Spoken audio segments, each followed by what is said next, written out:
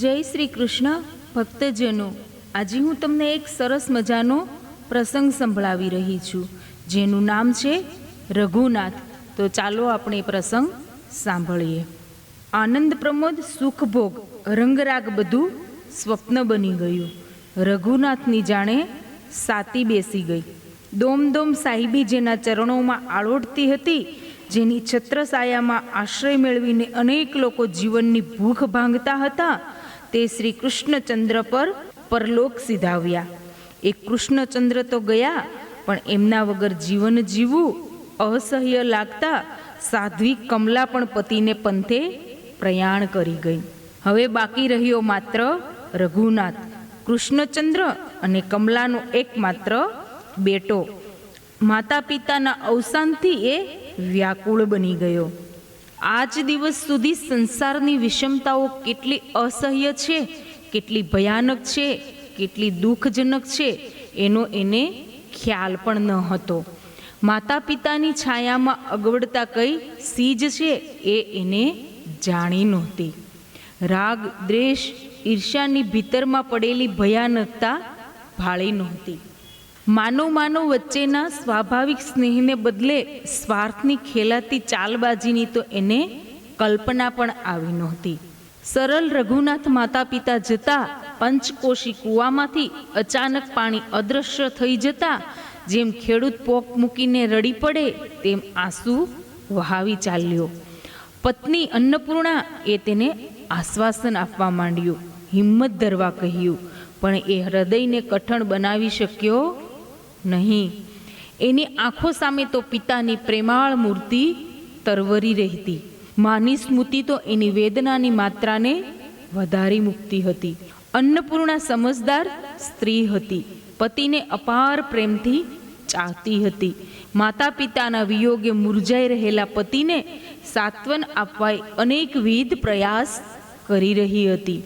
ઘરનું વાતાવરણ જીવવા જેવું પ્રસન્ન અને પ્રફુલ્લ રાખવા એ મથી માતા પિતાના સ્નેહની ઉણપને અળગી કરવા એના હૃદયમાંથી પતિને માટે અપાર સ્નેહની ધારાઓ વહેડાવવા માંડી. એની સેવામાં ખડે પગે ઊભવા લાગી. પતિના દુઃખને દૂર કરવા એ મોં ઉપર સ્મિત, વાણીમાં મીઠાશ, વર્તનમાં સાવધાની, બધું સભાનપૂર્વક આચરવા માંડી. છતાંય કોઈ વાર પતિને ગમગીનને ઉદાસ જોઈ અન્નપૂર્ણા કહેતી, એક દિવસ સૌએ દેહની અવધ પૂરી થતાં એનો ત્યાગ કરવાનો છે. જે કુદરતી છે અને વળી અફર અનિવાર્ય છે, એનો શોક શો? રઘુનાથ જ્ઞાની નહોતો, એ માનવી હતો. આશ્વાસનની એ ફૂલસૂફી રઘુનાથના હૈયાને સ્પર્શી શકી નહીં. એ તો કહી રહ્યા, હવે માતા પિતાના દર્શન કદી નહીં થાય. અન્નપૂર્ણાની લાગણીઓને પણ એ પૂછા ખળભળાવી મૂકતી. સદગત સાસુ સસરાએ અન્નપૂર્ણા ઉપર પુત્રી જેવું જ વર્તન રાખ્યું હતું. એથી અન્નપૂર્ણા એમના જવાથી સ્વાભાવિક શોક અનુભવી રહી હતી. એ પતિની સાથે ધારે તો એક સરખું કલ્પાત કરી શકે, પણ એનો કોઈ અર્થ નહોતો. માતા પિતાના દર્શન હવે કદી નહીં થાય એ તદ્દન સત્ય નથી. ત્યારે એમનો દેહ જે પંચતત્વનો બનેલો હતો તે મૂળ તત્વોમાં ભળી ગયો. વૈજ્ઞાનિકો કહે છે, મીણબત્તી બળે ત્યારે કશું નાશ પામતું નથી. જન્મ અને મરણ એ તો એક વસ્તુના બે પાછા છે, જે સાવ સ્વાભાવિક છે. તેનો શોક ન કરવો જોઈએ. દેવી, હું સમજ્યો નહીં. અન્નપૂર્ણા પતિની નજીક બેઠી સેહરા ઉપર સાત્વિક ભાવ રાખી એ બોલી, દેહધારી માતા પિતા ગયા એટલે નાશવંત એવો એમનો દેહ પડ્યો. એમનામાં વસી રહેલો આત્મા જે અવિનાશી છે, જે નિત્ય છે, જે અજન્મા છે, તે દેહની સાથે હણાતો નથી, નાશ પામતો નથી, નિત્ય છે. હું એ કારણ કહેતી હતી કે માતા પિતાના દેહ જે ક્ષણ ભંગુર હતા તે નાશ પામ્યા છે. તેમના દેહમાં જે પરમ તત્વ વિલસતું હતું તે અવિનાશી હોવાથી નાશ પામ્યું નથી. અનિત્યનો શોક ન હોય. સામાન્ય સપાટીથી ઊંચે ઉડનારી વાતો તો તું કરે છે, જે મારા હૈયા સુધી પહોંચતી નથી. જે સ્વરૂપે મારા માતા પિતા હતા તે આજે નથી. એમના વિના બધું કેવું શૂન્ય લાગે છે. જો પેલું સુખાસન ખાલી છે, પેલી ખાટ ખાલી પડી છે, પેલી લાકડી નિરાધાર જેવી ખૂણામાં પડેલી છે, બધું છે, પણ પિતાજી નથી. એમની ખોટ કેટલી અસહ્ય છે.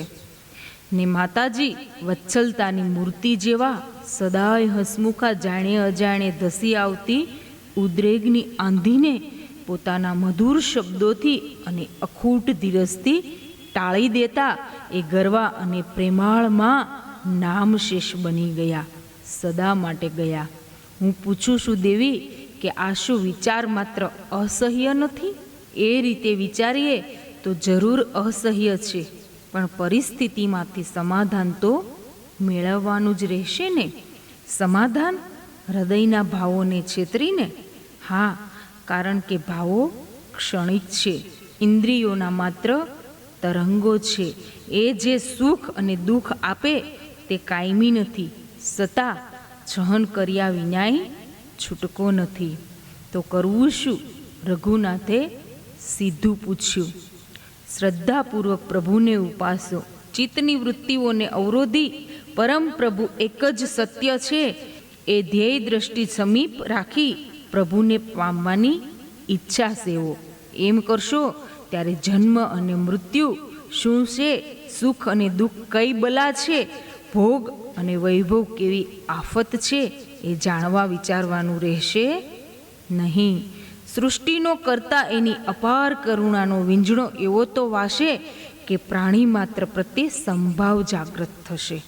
બીજા વૃદ્ધ પુરુષોમાં પિતાના દર્શન થશે, વૃદ્ધ સ્ત્રીઓમાં માતાના દર્શન થશે, અને પછી કરુણાની વર્ષા કરનારને સૌમાં ઈશ્વરી અંશ વિરાજતો દેખાશે. ભેદ મટી જશે અને અખિલ બ્રહ્માંડમાં એક જ શ્રી હરિ છે, બીજું કોઈ નથી, એની નક્કર પ્રતીતિ થશે. એ કઈ રીતે થઈ શકે? શ્રદ્ધાથી, અભ્યાસથી. અન્નપૂર્ણાએ દ્રઢતાથી કહ્યું. રઘુનાથના હૈયામાં નવો પ્રકાશ પથરાયો. એ પ્રકાશે એનામાં સાચું ચેતન સમકાવ્યું. દુન્યવી નબળાઈઓ ઢીલી થઈ ઓગળવા માંડી. એ ઊભો થયો. એના પગ ધીમેથી મક્કમ રીતે પિતાની સૂની પડેલી દેવ સેવાની ઓરડી તરફ વળ્યા. દીવાના ઝાંખા પ્રકાશમાં તેણે મુરલીધારી ઘનશ્યામના દર્શન કર્યા. પૂર્વભાવનું સંચિત પુણ્ય તેની વહારે ધાર્યું. પત્નીએ પાછળ ઊભા રહી પ્રોત્સાહન આપ્યું. પ્રેમપૂર્વક પીઠ થાબડી. રઘુનાથ મૂર્તિની સમીપ ગયો. ત્રિભુવનને ડોલાવે એવી મોહિની શ્રી પ્રભુના વદન પર પ્રકાશતી હતી. જીવ માત્રના સતપ્ત હૃદયને શાતા આપે એવી અમી દ્રષ્ટિ આંખોમાં હતી. અને હોઠે વિરાજતી મુરલી જો દર્શનાર્થીના કાન ઉઘાડા હોય અને સાંભળવાની ખરી તાલાવેલી હોય તો તેને આનંદથી સલકાવી દે એવી મધુરતાથી બજી રહી હતી. રઘુનાથ લાકડી પડે તેમ મૂર્તિના ચરણમાં પડી ગયો. નાથ, તમે જ મારું સર્વસ્વ છો, મને શરણે લ્યો. રઘુનાથની આર્જવતા ભરી વાણી શ્રી પ્રભુના ચરણમાં લોટવા માંડી. અન્નપૂર્ણાએ પણ પતિની સાથે જ મૂર્તિને પ્રતિપાત કર્યા. બંને જીવો સાચા સહાયકને આશરે આવી ઘડી પહેલાંનો સંસારી વિષાદ ભૂલી ગયા. નવું જ વાતાવરણ એમની આસપાસ સાઈ રહ્યું અને બંનેને પરમ શાંતિ આપી રહ્યું. એ પછી રઘુનાથનું વિચાર પરિવર્તન થઈ ગયું. તેના જીવનના વહેણે દિશા બદલી. અનાથના આંસુ સુકાયા. એ હવે પોતાને એકલો અસહાય માનતો નથી. પત્નીએ પ્રેરણા આપી હતી. માતા પિતાના સંસ્કારે એ પ્રેરણાને વેગ આપ્યો હતો. નિર્દોષ રહેણી કરણીએ એને વેગ વધાર્યો. થોડા સમયમાં રઘુનાથ નવા મૂલ્યોની કિંમત સમજતો થઈ ગયો. અન્નપૂર્ણાના પિતા રઘુનાથના ખબર અંતર પૂછવા લાગ્યા. ત્યારે રઘુનાથ સ્વસ્થ હતો. એને આશ્વાસનની હવે જરૂર નહોતી. અન્નપૂર્ણાને થોડો વખત પિયર તેડી જવાની દરખાસ્ત તેણે મૂકી. ત્યારે પણ રઘુનાથને જરાય આંચકો લાગ્યો નહીં. એની લગ્ની હવે પ્રભુ પ્રત્યે હતી, આત્મજનો પ્રત્યે ન હતી. રઘુનાથે સંમતિ આપી, ખુશીથી તેડી જાઓ. અન્નપૂર્ણા પણ પતિને સ્વસ્થ પ્રભુને આશરે નિર્ભય જોઈ પિતાની સાથે જવા તૈયાર થઈ. મારી ચિંતા કરતા નહીં, આપનું શરીર જાળવજો. આપ અહીં અન્નપૂર્ણાએ વિદાય લીધી. એને જતી જોઈ રઘુનાથ હસ્યો. સંસારમાં કોઈનું આવવું અને જવું ટૂંક સમય માટે છે કે કાયમ માટે, એ ભેદની ભીતરમાં જે મોહ હતો તે તો રઘુનાથના અંતરેથી ક્યારનોય ખરી પડ્યો હતો. એને જતી જોઈ રઘુનાથ હસ્યો. સંસારમાં કોઈનું વિયોગનો શોક અને મિલનનો આનંદ સૌને સ્પર્શે ખરો, પણ રઘુનાથનું ચિત્ત બીજી ડાળે ચોટ્યું હતું. એ ડાળ અનંતમાં વસી રહેલા પરમ તત્વ તરફ ઢળી હતી. અન્નપૂર્ણા પિયર ગઈ અને રઘુનાથ એકલો રહ્યો. એકલા રઘુનાથે એકાંતની ઓથે ખૂબ વિચાર કર્યા. પત્નીએ સંસારની આળપંપાળમાંથી મુક્ત થવાની અને પ્રભુ સેવામાં જ સાચું જીવન ગાળવાની દિશા સુજાડી હતી. એ દિશામાં આગળ ડગ માંડતા એમાં જ ઓતપ્રોત થતા બીજા બંધનો એને અસહ્ય લાગવા માંડ્યા. એક દિવસ તેણે માયાનું આવરણ ભેદવા બધી મિલકત ગરીબોમાં વહેંચી દીધી. એ ભાર ઓછો થયો એટલે તેણે જૂની જાહો જલાલીના પ્રતીક જેવું મોટું મકાન પણ છોડ્યું.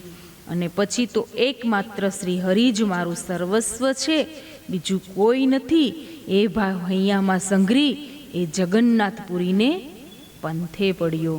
પાસે પૈસો નહોતો, પહેરવા સારા વસ્ત્રો નહોતા, સાથે ચાકર નહોતો, કોઈ ભૂમિયો ન હતો. પુરીનો પંથ તો પંથ વિકટ હતો, જેને આજે કે આવતીકાલે માટે કોઈ આધાર નહોતો. એવો રઘુનાથ એકલો માત્ર પ્રભુમાં પરમ શ્રદ્ધા રાખી એને જ આશરે જીવન જીવવા, એના જ ચરણોમાં બેસી ભવોભવનું કલ્યાણ હાંસલ કરવા ચાલી નીકળ્યો. અન્નપૂર્ણા એને યાદ તો આવી. પુરીને પંથે કોઈ આંબાવાડિયામાં કોયલ ટહુકી અને જાણે અન્નપૂર્ણાનો કંઠસ્વર સંભળાયો હોય એમ માની થંભી જતો. ક્યાંક મૃગલાને દીન ભાવે તાકી રહેલા જોઈ પત્નીની આંખો પ્રત્યક્ષ થતી તેણે જોઈ. ઝરણાના વહેતા નિર્મળ નીર જોઈ એને સહધર્મચારિણીનું પવિત્ર જીવન યાદ આવ્યું. વૃક્ષોની ડાળીઓ પર ખેલકૂદ કરતા પક્ષીઓ જોઈ એને પત્નીના નિર્મળ પ્રેમનું સ્મરણ થઈ આવ્યું. આકાશ સામે દ્રષ્ટિ કરતા પત્નીના હૃદયની વિશાળતા પણ સાંભળી આવી. અનેક સ્વરૂપે તેને અન્નપૂર્ણા જ દેખાવા માંડી. પત્નીએ તેને આ હરિને માર્ગે ચડાવ્યો હતો એટલે અનેક સ્વરૂપે દેખાતી અન્નપૂર્ણા તેના માર્ગમાં કોઈ પ્રકારે રૂકાવટ કરતી ન હતી. પણ હવે ઉપરથી કોઈ આરજુ વહી આવીને કહી રહી હતી, એકલા જાઓ છો, મારી રાહ ન જોઈ? પણ પાછા વળી જશે એ બીકે રઘુનાથે પુરીને પંથે દોટ મૂકી. વિકટ ખાડા ટેકરાથી ભરપૂર નિર્જન રસ્તા ઉપર શ્વાસભેર દોડવા લાગ્યો. પ્રભુના ચરણ સિવાય કોઈ લગ્ની નહોતી એને. લગ્નીને કોઈ તોડી ફોડી નાખે એ પહેલાં પૂરી પહોંચી પ્રભુના ચરણ પકડી લેવા ઈચ્છતો હતો. પંથ લાંબો હતો, પણ એ લાંબા પંથને કાપવાની હામ રઘુનાથના હૈયામાં હતી. દિવસ અને રાત રઘુનાથ ચાલતો રહ્યો, દોડતો રહ્યો. આખરે એ પુરીને સીમાડે પહોંચ્યો. ગગનને ચૂમવા મતતી મંદિરની ધોળી ધ્વજાના પુનિત દર્શન થયા. ઉચેરા શિખરો દેખાયા. એનું હૈયું પુલકિત થયું. આનંદથી નાચતો એ મંદિર પહોંચ્યો. મૂર્તિ પાસે જઈ મનોહારી મૂર્તિનું ધરાઈને દર્શન કર્યું ને પછી પ્રભુને પ્રત્યક્ષ માની એમના પગમાં ઢળી પડ્યો. દયાળુ, આપના શરણમાં જ રહેવા ઈચ્છા છે, બીજી કોઈ કામના નથી. પ્રભુની કરુણા અપાર છે. રઘુનાથની બધી વ્યવસ્થા મંદિરમાં થઈ ગઈ. સર્વ ચિંતા પ્રભુના કદમોમાં મૂકી એ નિરાતે ત્યાં રહેવા લાગ્યો. પ્રભુની મૂર્તિના દર્શન કરવા, પ્રતિક્ષણ શ્રી હરિના નામનું રટન કરવું, કથા કીર્તન સાંભળવા એ જ એનું એકમાત્ર લક્ષ્ય બની ગયું. પણ અન્નપૂર્ણા પિતૃગૃહે ગયા પછી ભારે વિમાસણમાં પડી હતી. તેને સમાચાર મળ્યા કે રઘુનાથે માલ મિલકત બધું ગરીબોમાં વહેંચી આપ્યું અને એ પોતે પહેરેલે કપડે પૂરી પહોંચ્યો છે અને ત્યાં પણ શ્રી જગન્નાથના સાનિધ્યમાં ભાન ભૂલી નાચે કૂદે છે. સંસારની એને પડી નથી, કોઈની ખેવના નથી, વિરકત બની ગયો છે. આ સમાચારે સાધ્વી અન્નપૂર્ણાને ભારે દુઃખ થયું. રઘુનાથે ભગવાનનું શરણ શોધ્યું હતું, પણ અન્નપૂર્ણાનો ભગવાન તો રઘુનાથ હતો, એના વગર કેમ જીવી શકે. તેણે માતાને કહ્યું, મારે પૂરી જવું છે, કૃપા કરી રજા આપો. માતાએ પિતાને વાત કહી. એ પ્રસ્તાવ સાંભળી પિતાનો રોષ ભભૂકી ઉઠ્યો. એક કદી ન બને. જમાઈએ અન્નપૂર્ણાની જરાય પરવા કરી નથી. માલ મિલકત ઘર બાર બધું વેડફી નાખ્યું છે. ભગતડો બનીને મંદિરમાં નાચે કૂદે છે. હાથથી ગયો છે, એની સાથે હવે આપણો કોઈ સંબંધ નથી. અન્નપૂર્ણાને કહો ગઈ ગુજરી ભૂલી જાય, એને માટે બીજા યોગ્ય મૂર્તિયાની તજવીજમાં છું. અન્નપૂર્ણાના ફરી લગ્ન કરીશું. અન્નપૂર્ણાને માથે જાણે વીજળી પડી. એ કાળો કલ્પાત કરવા લાગી. સાંભળનારાના અહીંયા વિંધી નાખે એવું આક્રંદ કરવા લાગી. પણ અન્નપૂર્ણાનો પિતા જરાય પીગળ્યો નહીં. એ શ્રીમંત હતો. શ્રીમંતાઈનો એને ઘમંડ હતો. એ ઘમંડને જોરે પોતે ધાર્યું કરી શકે એમ માનતો હતો. એના પુત્રો પણ વિલાસી અને સ્વચ્છંદી વાતાવરણમાં ઉછરેલા હોવાથી પિતાની ઈચ્છા જ બરાબર છે એમ કહેવા લાગ્યા. દીકરીનું આક્રંદ માના હૈયામાં અનુકંપા જગાવી શક્યું, પણ એને અન્નપૂર્ણાના પિતાના વ્યાવહારિક ડહાપણમાં શ્રદ્ધા હતી. તેની ઈચ્છાની ઉપરવટ જઈ પુત્રીનો પક્ષ એ લઈ શકી નહીં.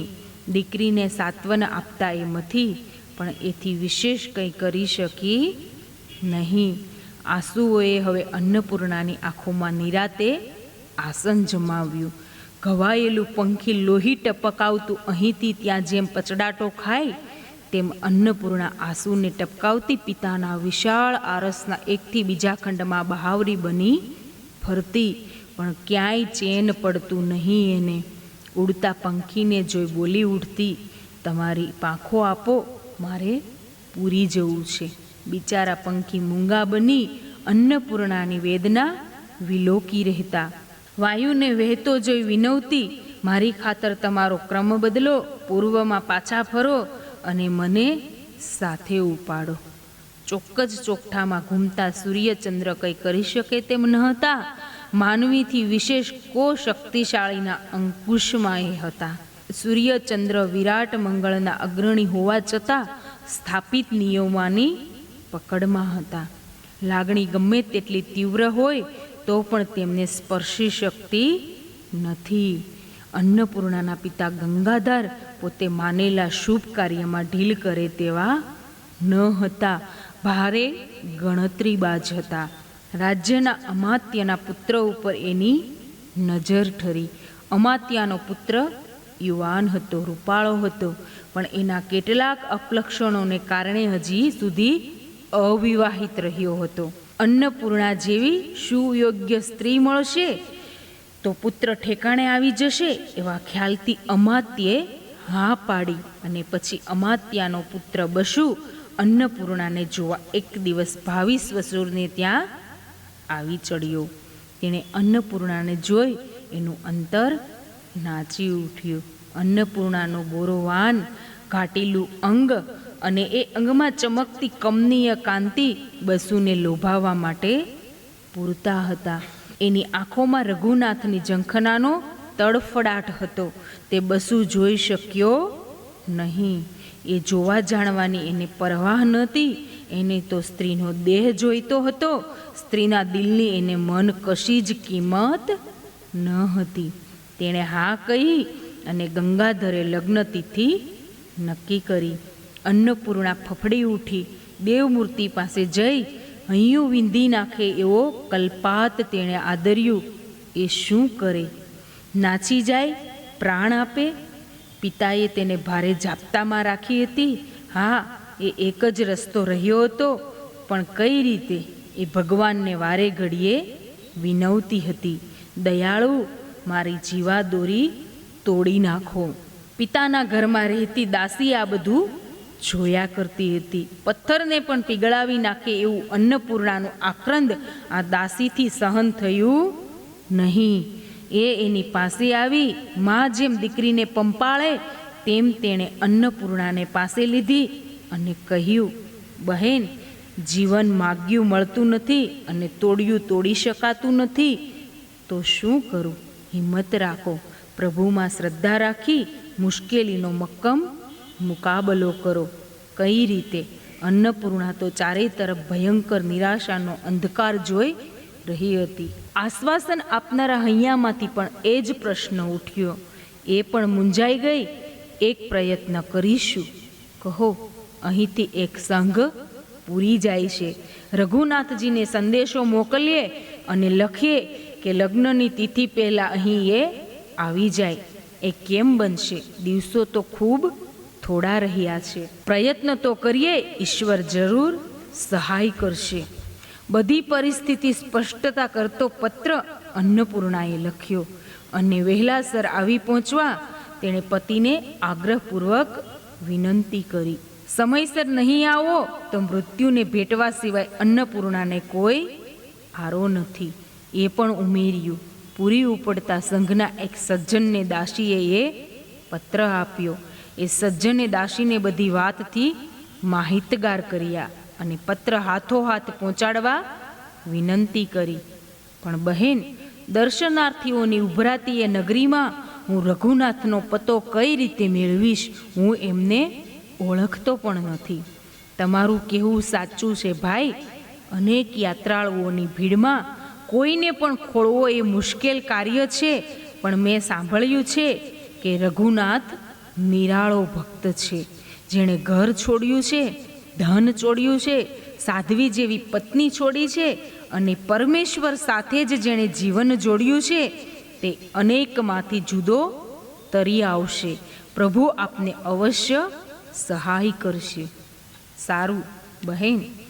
સહૃદયતાથી પ્રયાણ કરી પત્ર તેમને પહોંચાડી અને માનવીની સાચી સહૃદયતા ફળી મંદિરના ગર્ભદ્વાર પાસે દેહનું ભાન ભૂલી પ્રભુની મંગલ મૂર્તિ સામે આંસુ વહાવતા એક ભગતને સંઘના યાત્રીએ જોયો અને એ જ રઘુનાથ છે એમ માની એની પડખે ચડ્યો. યાત્રીએ પૂછ્યું, આપ રઘુનાથ છો? રઘુનાથ તો જગતપતિની મોહિની નિરખવામાં ઊંડો ઉતરી ગયો હતો. યાત્રીએ તેના ખભા ઉપર હાથ મૂક્યો. તેના કાનમાં જરે ઊંચે સાદે કહ્યું, આપ રઘુનાથ? મને કંઈ કહ્યું? હું પૂછું છું, આપ રઘુનાથ છો? લોકો મને રઘુનાથ કહે છે. હું તો રઘુપતિનો દાસ છું. હું કલાવતીપુરથી આવ્યો છું. રઘુનાથનું સ્મરણ તાજું થયું. અન્નપૂર્ણા એને યાદ આવી. અન્નપૂર્ણાના ગામથી આવો છો? યાત્રીને હવે ખાતરી થઈ કે આજ રઘુનાથ હતો. આપની પત્નીએ પત્ર આપ્યો છે, એમાં બધી વિગત આપેલી છે. આપને તરત બોલાવે છે. ભક્ત હસી પડ્યો. ભાઈ, આ દયાળુની સેવા છોડી હું કેમ જાઉં? પહેલાં પત્ર તો વાંચો. રઘુનાથે પત્ર વાંચ્યો. તે ગંભીર બની ગયો. પત્રના શબ્દો વાણી બનીને પુનઃ તેને સંભળાવી રહ્યા હતા. તમે તો ગયા, પણ અહીં મારું જીવતર ધૂળ થવા બેઠું છે. મારા લગ્ન ફરી કરવાની માતા પિતાએ તૈયારી કરી છે. જલ્દી આવો. ફાગણ વદ પાંચમ પહેલાં નહીં આવો તો તમારું સ્મરણ કરતાં કરતાં હું દેહ છોડી દઈશ. આપે તો ભગવાનનું શરણ શોધ્યું છે, પણ મારે તો આપ સિવાય અન્ય કોઈ ભગવાન નથી. રઘુનાથનું ચેતન માત્ર હણાઈ ગયું. કેવી વિપરીત વાત! પતિને સાચે રસ્તે દોરનારી પત્નીની આ દશા! શું કરું તે વિચારવા લાગ્યો. સામે જ નીલાચલની સાવરી મૂર્તિ મંદ મંદ હાસ્ય કરતી હતી. રઘુનાથે દોડીને તે પત્ર તેમના ચરણમાં મૂકી દીધો. પત્રની વાત જાણીને અંતર્યામી આપ જ મારી ગભરું અન્નપૂર્ણાનું દુઃખ નિવારો. મને તો આમાં કંઈ સૂઝ પડતી નથી. રઘુનાથ તો એમના ચરણોમાં આળોટી પડ્યો. અંતરના મંથનને પ્રભુના ચરણમાં ઠાલવતો રહ્યો. પેલો યાત્રી તો પોતાનું કાર્ય પૂરું થયું માની જતો રહ્યો.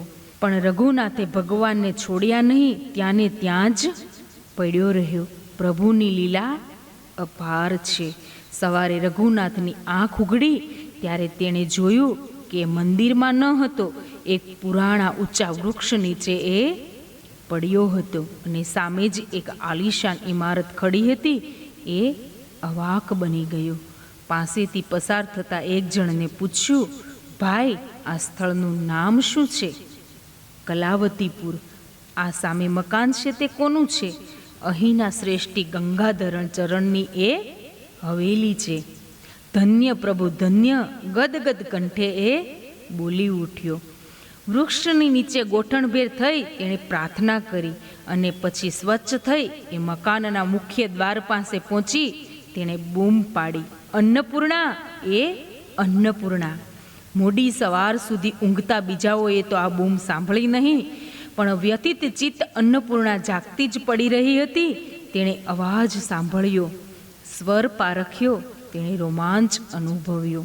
અંગે અંગમાં આનંદની લહેર ફરી વળી એ નીચે દોડી.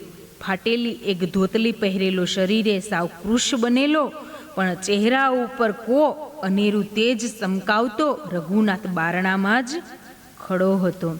અન્નપૂર્ણા કૂદીને એના પગમાં જઈ પડી. મિલનનો આનંદ એટલો અપૂર્વ હતો કે બંનેની વાણી સ્થિર બની ગઈ.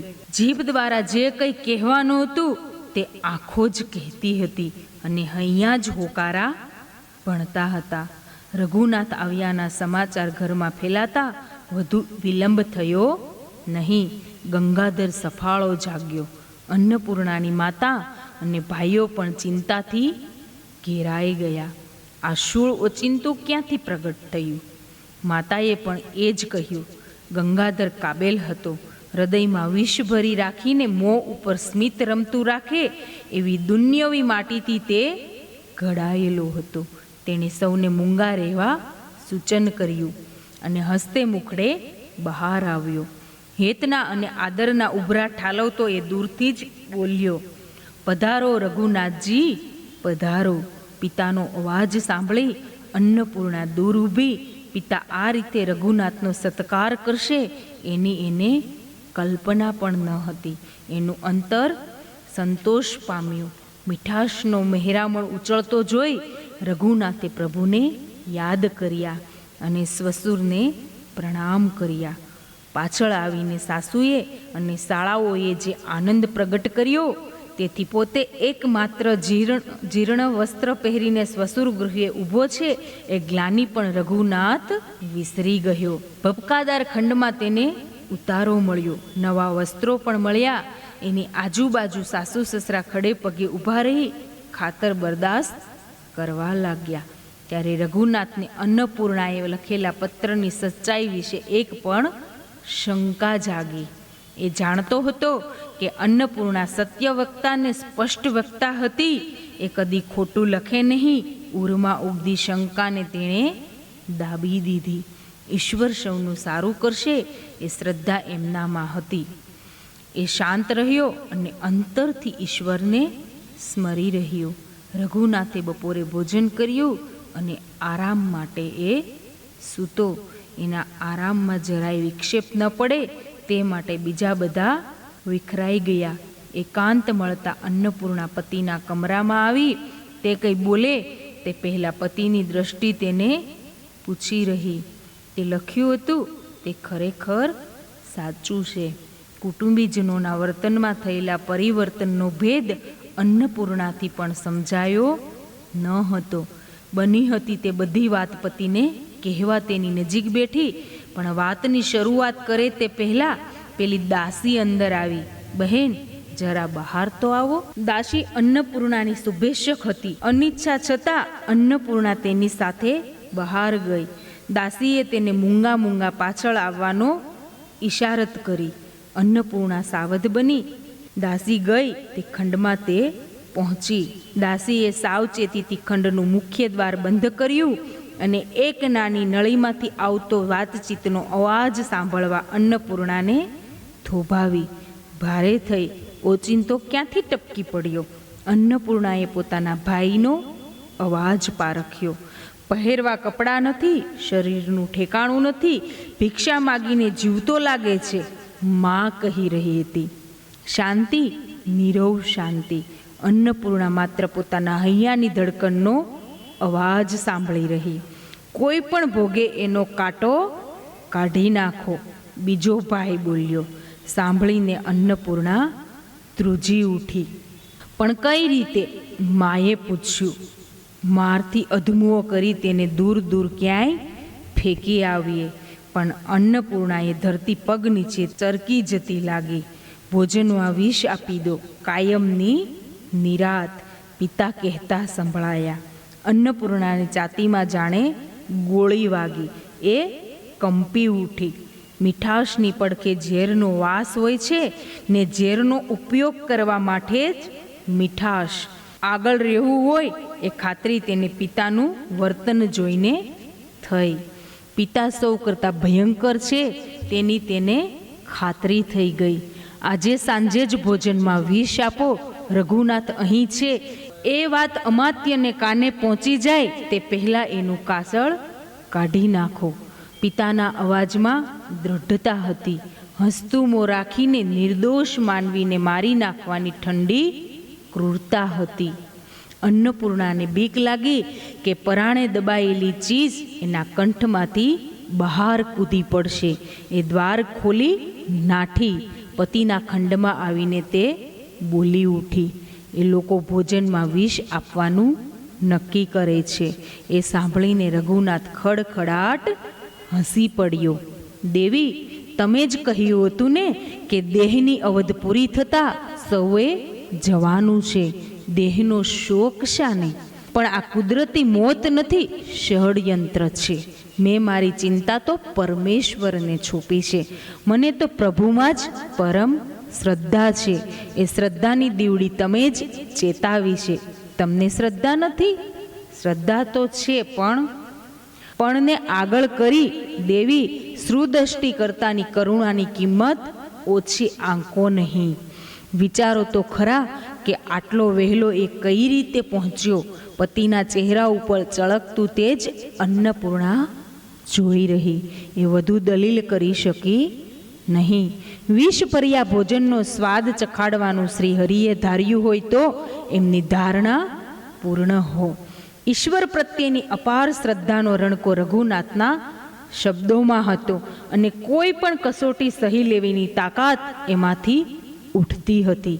દેવી, ચિંતા ન કરો, જાઓ, મન સ્થિર રાખો, હૃદયપૂર્વક પ્રભુનું સ્મરણ કરો. પતિની આજ્ઞા થતાં અન્નપૂર્ણા પોતાના ખંડમાં ગઈ. પ્રભુની મૂર્તિ પાસે જઈ તેમના ચરણમાં મસ્તક ઝુકાવ્યું અને પતિને બચાવી લેવા પ્રાર્થના કરવા લાગી. સૂર્ય અસ્તાચળે સીધાવ્યો, રહ્યા સહ્યા પ્રકાશે ટકાવી રાખ્યા. સંધ્યા આવી. રજની રાણીને રોકવા તેણે થોડો પ્રયાસ કર્યો, પણ એ હારી. પૃથ્વી ઉપર અંધકારના ઓળા ઉતર્યા. અન્નપૂર્ણાને હોઠે હરિનું નામ હતું, પણ અંતરમાં ઉલ્કાપાત મચ્યો હતો. એ રસોડા તરફ ગઈ, પણ માતાએ તેને તરત પાછી વાળી. આજે તો હું જ રસોઈ કરી જમાઈને જમાડીશ. એ લાહવો મને લેવા દે. એ લાહવા પાછળનો હેતુ અન્નપૂર્ણાથી અજાણ્યો ન હતો. માને તળને ફળ કહી દેવા જીભ ઉપડી, પણ પતિના શબ્દો કાને સંભળાયા. તમને પ્રભુમાં શ્રદ્ધા નથી? અન્નપૂર્ણા પાસી ફરી પોતાના ઓરડામાં જઈ એક ધ્યાનથી એક ચિત્તથી એ નામ સ્મરણ કરવા લાગી. ધીમે ધીમે ધ્યાનમાં એકાગ્રતા આવી. હરિનામનું ગુંજન એની આજુબાજુ થઈ રહ્યું અને એ ગુંજનને એના ઓરડામાં પવિત્ર વાતાવરણ પાથરી દીધું. દાસી એક બે વાર એની પાસે આવી, પણ અન્નપૂર્ણાને પ્રભુ ચિંતનમાં મગ્ન જોઈ દૂર ખસી ગઈ. પહેલો પહોર પૂરો થયો. બીજા પ્રહરે પણ રાત્રિના અંધકારમાં પોતાનું આયખું પૂરું કર્યું ને ત્રીજા પ્રહરની અતિકારમી શાંતિ દાસીથી સહન થઈ શકી નહીં. બહેન, રઘુનાથની સાર સંભાળ લેવા માટે હવે ઉઠો, રાત્રિ બહુ વીતી છે. કદાચ એ લોકોએ કંઈ શાંત સ્થિર જળમાં જાણે પથ્થર પડ્યો, તરંગો ઉછળ્યા. પરમેશ્વરની ભક્તિ પાછળ રહેલી પતિ ભક્તિ ઉછળીને ઉપર આવી અને તરત અન્નપૂર્ણાના સ્ત્રીભાવ ઉપર વર્ચસ્વ જમાવી દીધું. અન્નપૂર્ણા સફાળી ઉઠી. એમને કંઈ થયું તો નથી ને? એમને આનંદથી જમતા મેં જોયા છે. પછી શું થયું ખબર નથી. એ પછી ત્યાં જવા દીધી નથી. કેમ? માલિકનો હુકમ હતો. અન્નપૂર્ણાએ પોતાના ખંડનું દ્વાર ખોલ્યું, બહાર નજર કરી. સર્વત્ર નીરવ શાંતિ હતી. હૈયામાં બેચેની ઉત્પન્ન કરે તેવું અંધારું એ શાંતિમાં ભર્યું હતું. બહેન, તમે તપાસ કરો, મને તો એ તરફ જવાનો હુકમ નથી. અન્નપૂર્ણાએ ચાલની ગતિથી શાંતિને દુભવી નહીં. અંધકારમાં એકરૂપ બની આગળ વધી. હૈયામાં શંકા, આ શંકાનું તોફાન હતું. આજુબાજુના ઓરડા બંધ હતા. કોઈ જાગતું હોય એમ લાગ્યું નહીં. એ પતિના ખંડ પાસે ગઈ. એની નાડીના ધબકારા વધી રહ્યા. રઘુનાથના ખંડમાં પ્રકાશ હતો. એ અનોખો પ્રકાશ. એ પ્રકાશ સતપ્ત હૃદયને શાંતિ આપે તેવો વિશાળ હતો. અન્નપૂર્ણાએ જોઈ હિંમતથી આગળ વધી અને ઉઘાડી બારીમાં અંદર નજર કરતા પરમ મંગલકારી વિરલ દ્રશ્ય જોઈ રહી. પાટલા ઉપર ભોજનનો થાળ હતો. એ થાળની બાજુમાં લોટો પ્યાલો ઢળી પડેલા હતા. પાણી ઓરડામાં પથરાઈ ગયું હતું. બાજુમાં ઢળેલી રઘુનાથની અચેતન કાયા ઉપર શ્રી પ્રભુનો પ્રેમ ભર્યો, વાત્સલ્ય ભર્યો, કરુણા ભર્યો હાથ ધીમે ધીમે ફરતો હતો.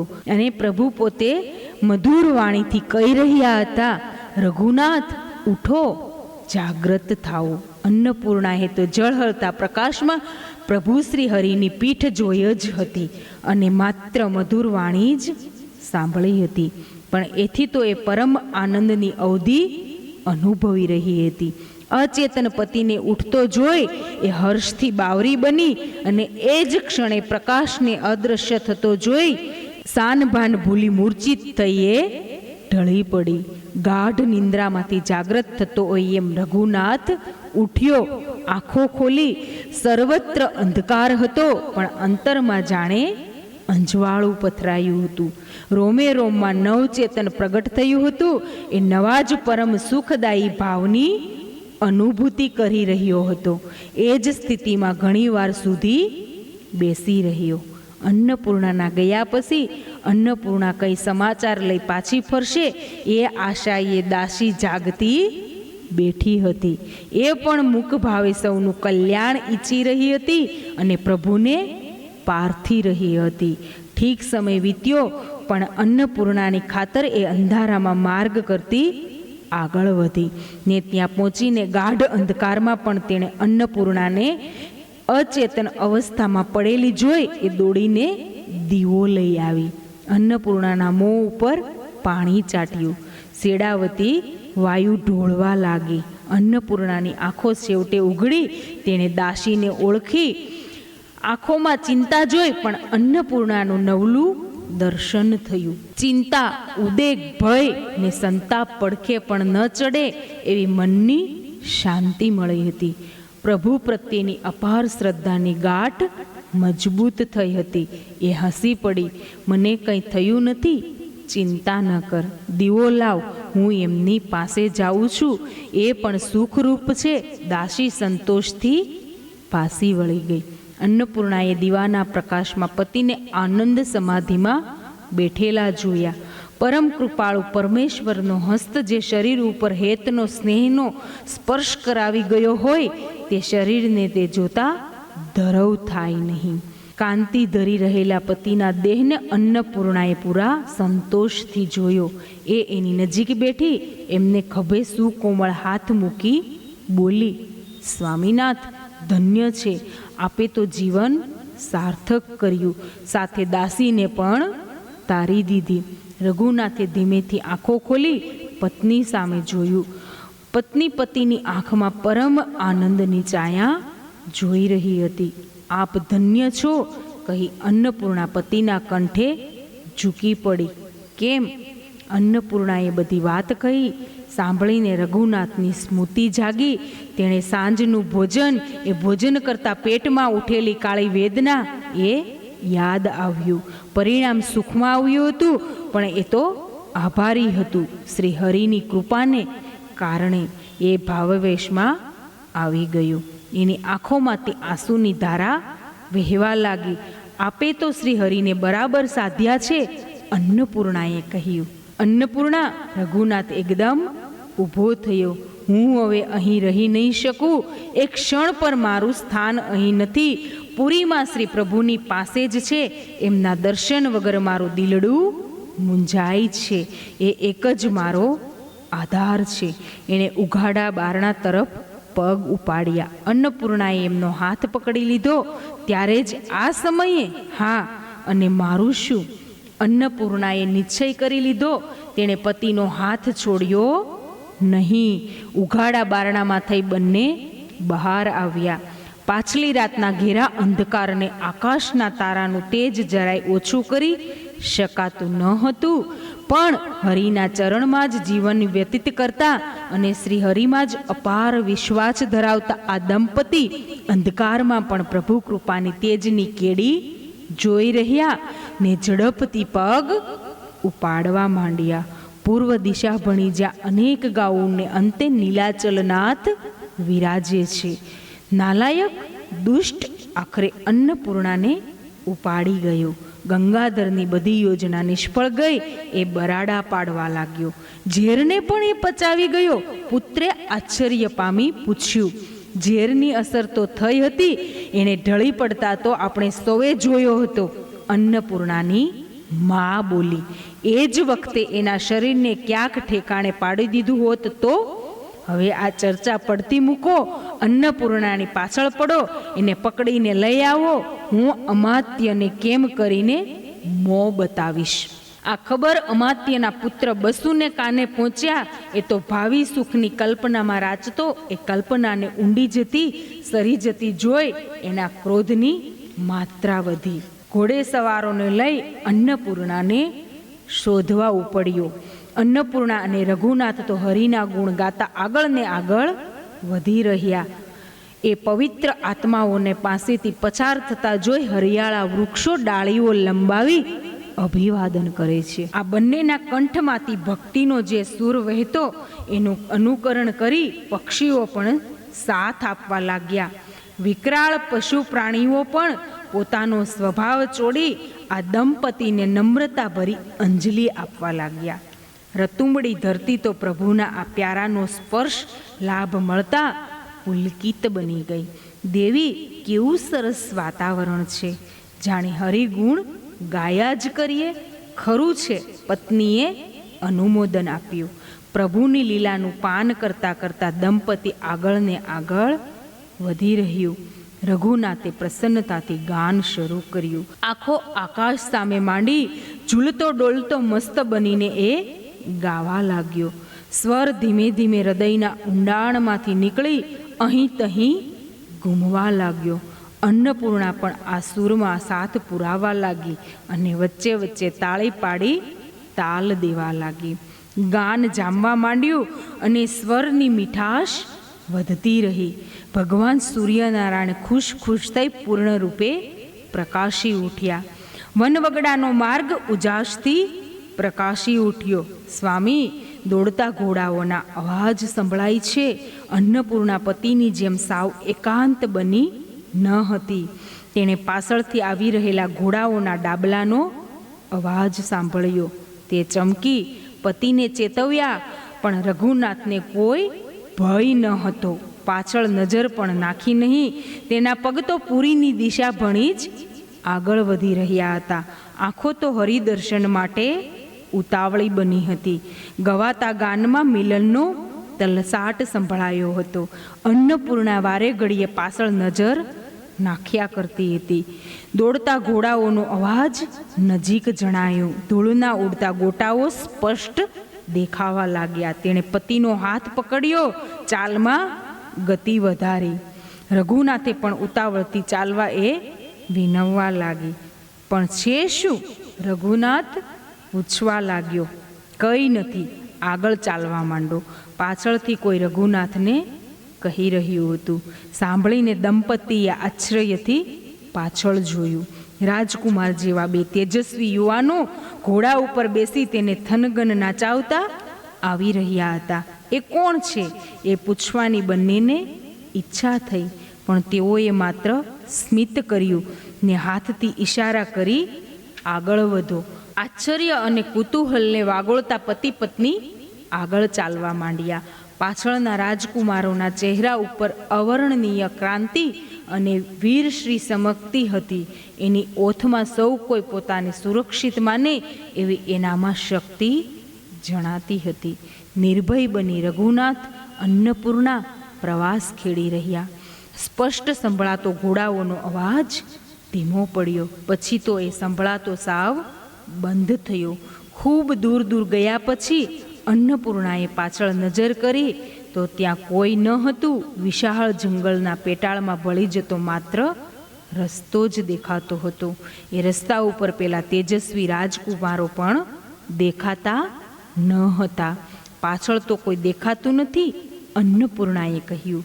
તેનો શ્વાસ હેઠો બેઠો હતો, એ સ્વસ્થ જણાતી હતી. દેવી, દ્રષ્ટિ આગળ રાખો. પાછળ જે છે તે તો આપણે છોડ્યું છે.